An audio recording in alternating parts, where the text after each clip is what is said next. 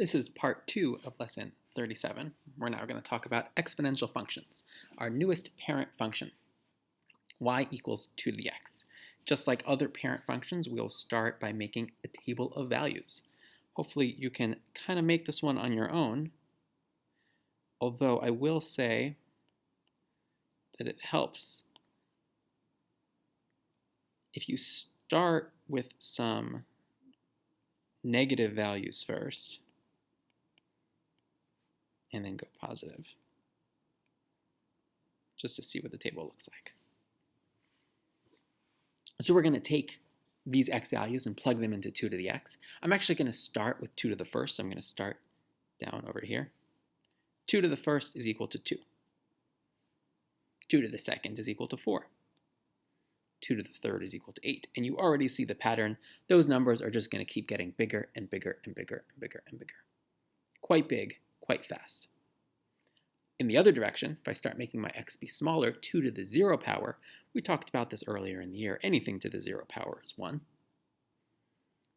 2 to the negative first power, remember when we spoke about negative exponents earlier in the year, a negative exponent is a fraction, sort of the reciprocal. So 2 to the negative first is the reciprocal of 2 to the first, which is just 1/2.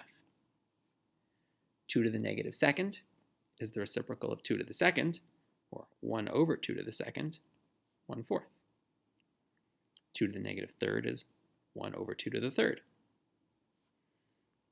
And what you can see happening here as the exponent gets more and more negative, the denominator gets bigger and bigger and bigger, so that would actually make for a smaller and smaller and smaller y value.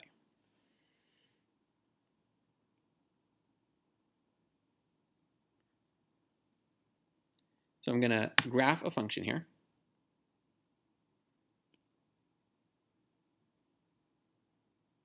My x and y axis. And I'm going to plot as many of these points as I can. It's okay if the fractions aren't exactly perfect, but I'll start with 0, 1, 1, 2, 2, 4, 3, 8, and you can see I'm going off the screen already. Moving in the other direction, negative 1, 1/2, negative 2, 1/4, negative 3, 1/8. And if I were to go backwards here, I would just keep getting closer and closer and closer to that y-axis.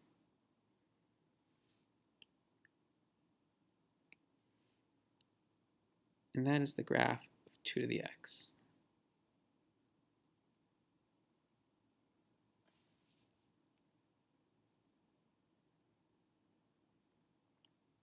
Drawn as neatly as I can. And just like all the other functions we've seen during the year, our next job is to analyze everything we can, all the pieces we've seen throughout the year so far, we're going to talk about now.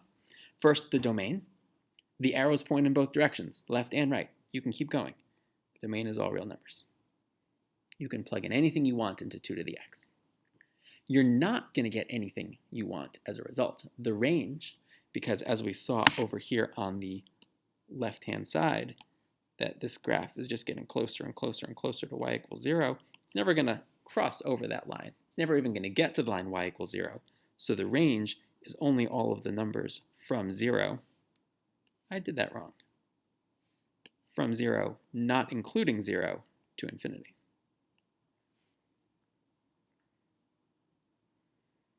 The y-intercept, we can locate that. Remember, we've said all year y-intercept means the same thing. It's f of 0. So in this case, that's f of 0 equals 1. Or it helps to write that as a coordinate, 0, 1. The 0, which remember means the x-intercept, well, there is no x-intercept. This graph does not have one.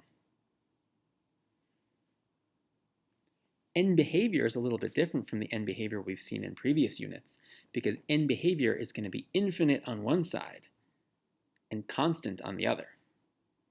So it's sort of the infinite, like our polynomials.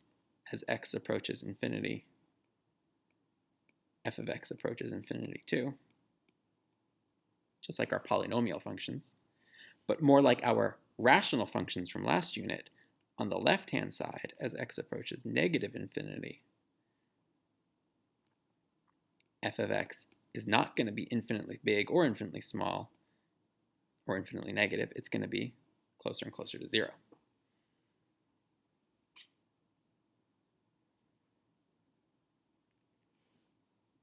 this function's increasing interval is always, from the minute you start walking along this function all the way down here, you are always walking up, up, up, up, up. Not very fast at first. It's not a very hard climb, and it gets pretty steep at the end. But the whole time you're always walking up. And you are never walking down. So there is no decreasing interval.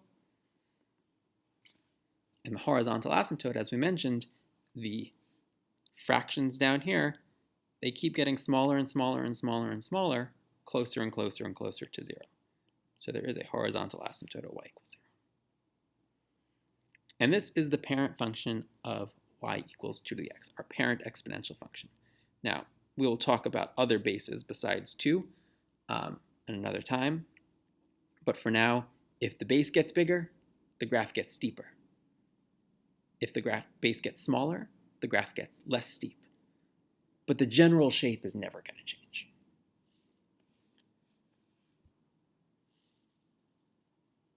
Okay. There are a few things to note about the parent graph of an exponential function. First of all, when we say exponential function, we mean a function with a variable in the exponent.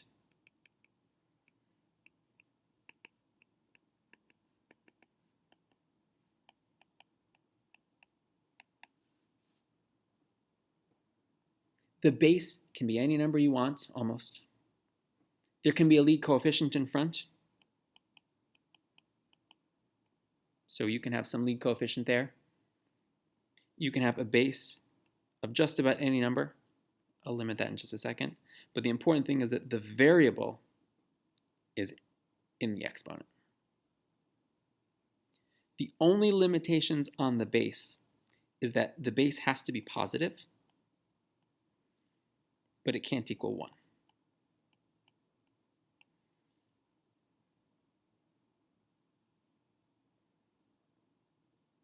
If you have an equation y equals 1 to the x, that's not exponential growth.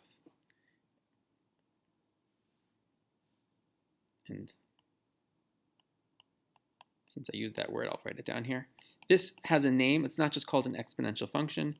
We call it exponential growth when the values are getting bigger like that. Okay, we will continue this in just a second with part 3.